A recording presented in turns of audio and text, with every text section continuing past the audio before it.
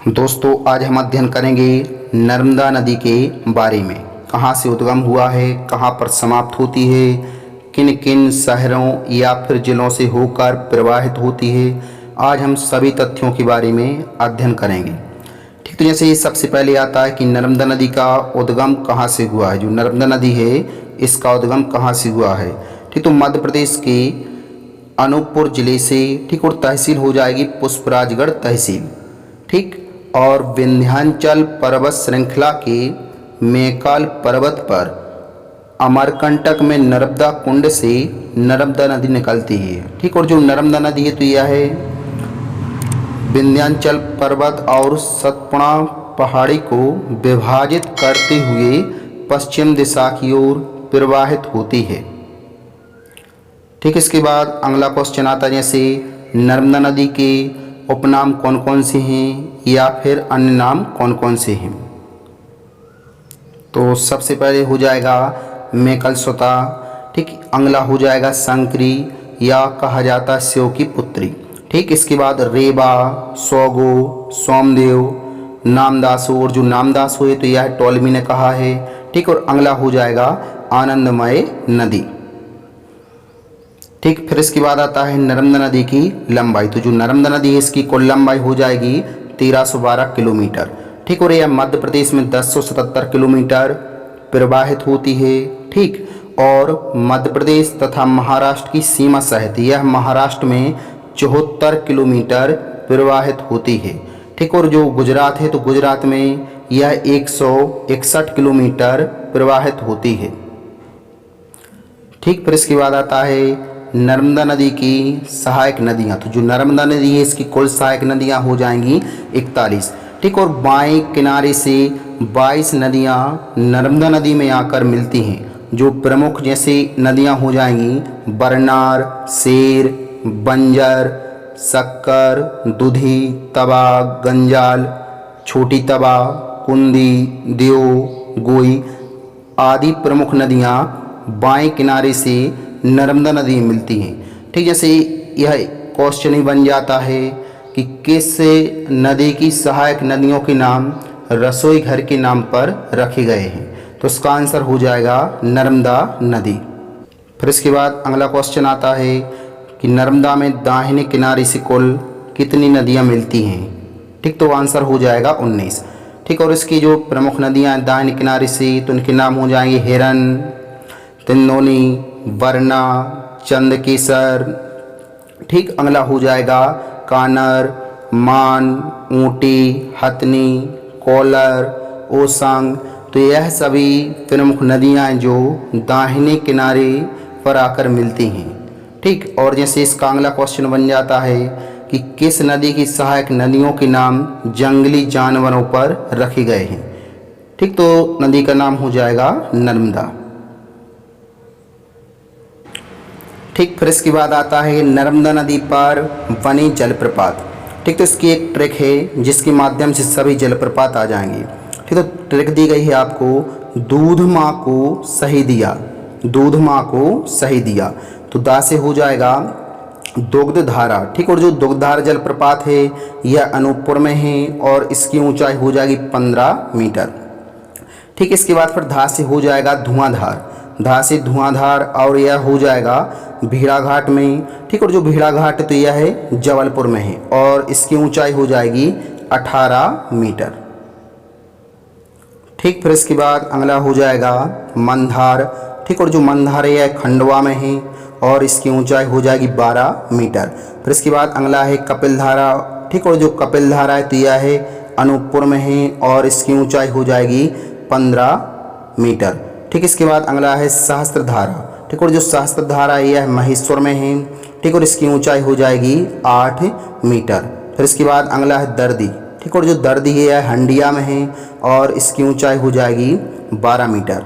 ठीक, जैसे आप दोस्तों देख रहे हो पिक में कि किस प्रकार से जलप्रपात बनता है पानी की गिरने से। तो जब पानी ऊंचाई से गिरता है, ठीक, तब जलप्रपात का निर्माण होता है।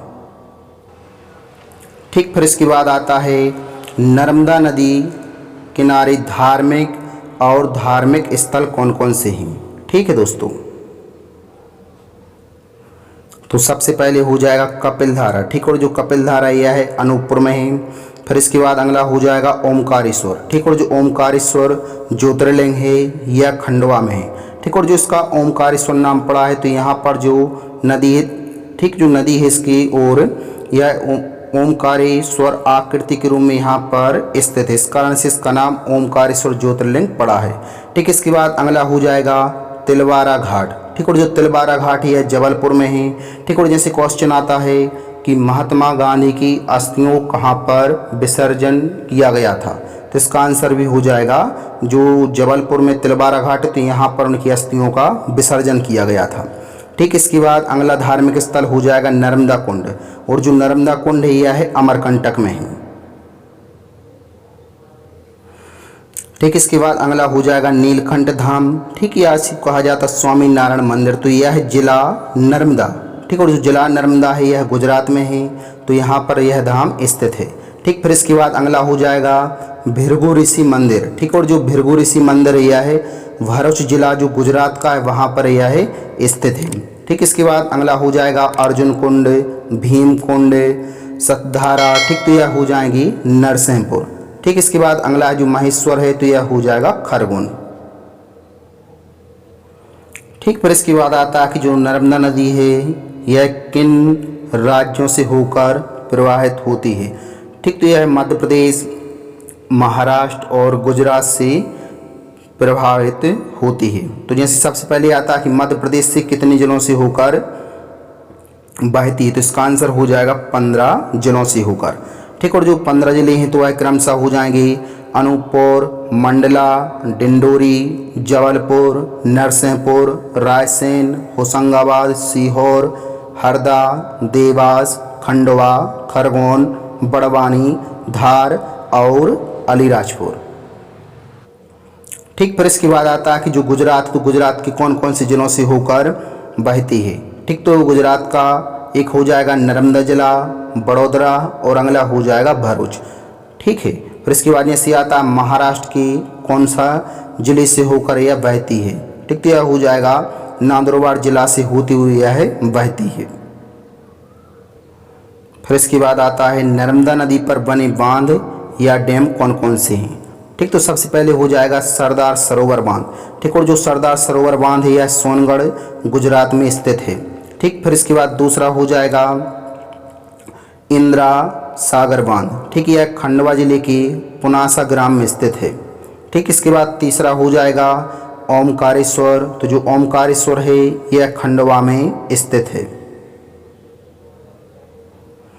ठीक। फिर अगला हो जाएगा माहेश्वर, तो यह हो जाएगा खरगोन, ठीक। अगला बरगी डैम, तो बरगी डैम यह जबलपुर में है, ठीक। इसके बाद अगला हो जाएगा मानबांध, तो यह हो जाएगा धार, ठीक। अगला हो जाएगा जोवत डैम, तो यह हो जाएगा अलीराजपुर, ठीक। इसके बाद अगला है तवा बांध, तो यह हो जाएगा होशंगाबाद, ठीक। फिर इसके बाद आता है नर्मदा नदी घाटी परियोजना, तो इस परियोजना के अंतर्गत, ठीक है, पहले जैसे क्वेश्चन आपको दिया है कि जो नर्मदा नदी है इस पर कितनी छोटी, मध्यम और बड़ी परियोजनाएं कार्यरत हैं, ठीक। तो इसका हो जाएगा 29 बृहद परियोजनाएं हैं, 135 मध्यम परियोजनाएं और 3000 लघु सिंचाई परियोजनाएं कार्यरत हैं,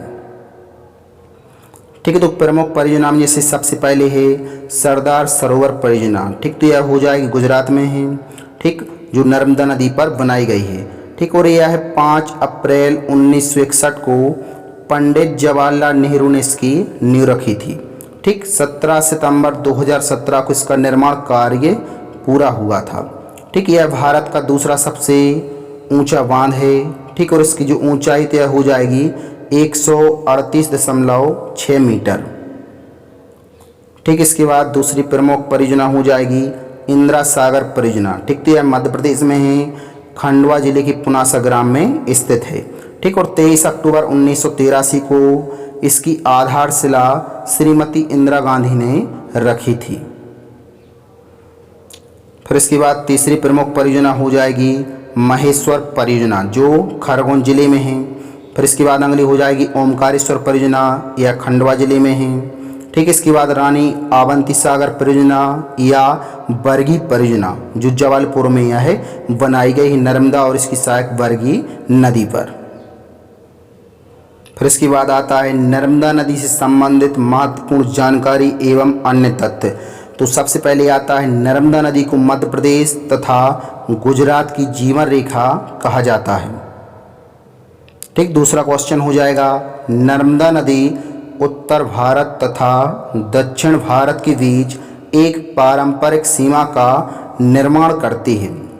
ठीक, इसके बाद तीसरा हो जाएगा नर्मदा प्रायद्वीपीय भारत की तीसरी सबसे लंबी नदी है।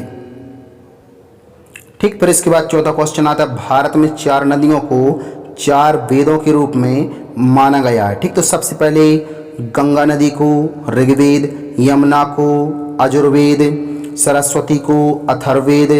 ठीक, और जो नर्मदा है तो नर्मदा को सामवेद के रूप में माना गया है।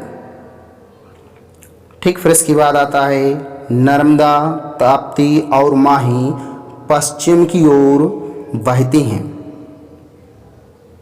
फिर इसके बाद अगला क्वेश्चन है नर्मदा बेसिन का सबसे ऊंचा बिंदु। ठीक है, तो जो नर्मदा बेसिन इसका सबसे ऊंचा बिंदु हो जाएगा धूपगढ़। ठीक है, जिसकी ऊंचाई 1350 मीटर है। ठीक, और जो नर्मदा है तो नर्मदा का कुल बेसिन क्षेत्र हो जाएगा 98,796 वर्ग किलोमीटर। ठीक, जैसे दोस्तों आप देख रहे हो तो यह है नर्मदा का कुल विस्तार हो जाएगा। ठीक, और यह अंतिम में गुजरात के भरूच जिले से होते हुए खंबात की खाड़ी में मिल जाती है। फिर इसके बाद अगला क्वेश्चन है नर्मदा 7 पवित्र नदियों में से एक है। ठीक, और देख लें हम कौन कौन सी 7 पवित्र नदियां हैं। तो पहली हो जाएगी गंगा, यमुना, सरस्वती, गोदावरी, सिंधु, कावेरी। ठीक, और अगली हो जाएगी नर्मदा। ठीक, फिर इसके बाद अगला क्वेश्चन है सरदार वल्लभ भाई पटेल की 182 मीटर ऊंची प्रतिमा स्टैचू ऑफ यूनिटी नर्मदा नदी के किनारे नर्मदा जिला। ठीक, और जो नर्मदा जिला है यह है गुजरात में स्थित है। ठीक, वहाँ पर एक साधुवेट नामक द्वीप पर स्थित है। ठीक, और यह है विश्व की सबसे ऊंची प्रतिमा है। फिर इसके बाद अगला क्वेश्चन है तवा नदी नर्मदा की सबसे बड़ी सहायक नदी है। ठीक है दोस्तों, जो तवा नदी यह है नर्मदा की सबसे बड़ी सहायक नदी है और इनका संगम होशंगाबाद जिले में होता है। ठीक, जो इनका संगम है यह होशंगाबाद जिले में होता है। फिर इसके बाद अगला क्वेश्चन आता है नर्मदा नदी अपने मुहाने पर एस्चुरी का निर्माण करती है। ठीक है, जो नर्मदा नदी यह डेल्टा नहीं बनाती है। ठीक, जैसे आप फोटो में देख रहे हैं इस प्रकार से यह एस्चुरी का निर्माण करती है, जिनकी जो लंबाई तो लगभग यह 27 किलोमीटर के आसपास होती है।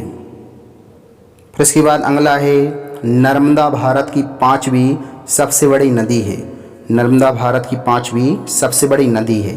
ठीक, तो जैसे भारत की सबसे बड़ी नदी हो जाए गंगा, गोदावरी, कृष्णा, यमुना और 5वें स्थान पर हो जाएगी नर्मदा। ठीक है दोस्तों। फिर इसके बाद अगला क्वेश्चन है मध्य प्रदेश को नदियों का मायका कहा जाता है। ठीक, तो जो मध्य प्रदेश से नदियों का मायका कहा जाता है। फिर इसके बाद अगला क्वेश्चन आता है नर्मदा नदी का संपूर्ण अफवाह तंत्र वृक्षनुमा प्रणाली का है। ठीक, जो नर्मदा नदी का संपूर्ण अफवाह तंत्र है यह वृक्षनुमा प्रणाली का है। फिर इसके बाद अगला क्वेश्चन हो जाएगा यह गुजरात में स्थित भरूच के समीप। ठीक, जो यहाँ पर गुजरात दिख रहा है तो यह है गुजरात में स्थित भरूच के समीप खंबात की खाड़ी। ठीक, और जो खंबात की खाड़ी यह है अरब सागर में है, जाकर वहाँ पर नर्मदा नदी मिल जाती है। फिर इसके बाद अगला क्वेश्चन है नर्मदा नदी भारत की हृदय रेखा और मध्य प्रदेश की जीवन रेखा है। यह राज्य की प्रथम नदी है जिसे वर्ष 2017 में जीवित नदी का दर्जा प्राप्त हुआ है। ठीक, फिर इसके बाद अगला क्वेश्चन है नर्मदा नदी के संरक्षण हेतु अमरकंटक से 11 दिसंबर 2016 को नमामि देवी नर्मदे यात्रा का शुभारंभ किया गया था, जिसका समापन 15 मई 2017 को हुआ था। ठीक है दोस्तों, इसी प्रकार हम मध्य प्रदेश की सभी नदियों के बारे में अध्ययन करेंगे। जय हिंद, जय भारत।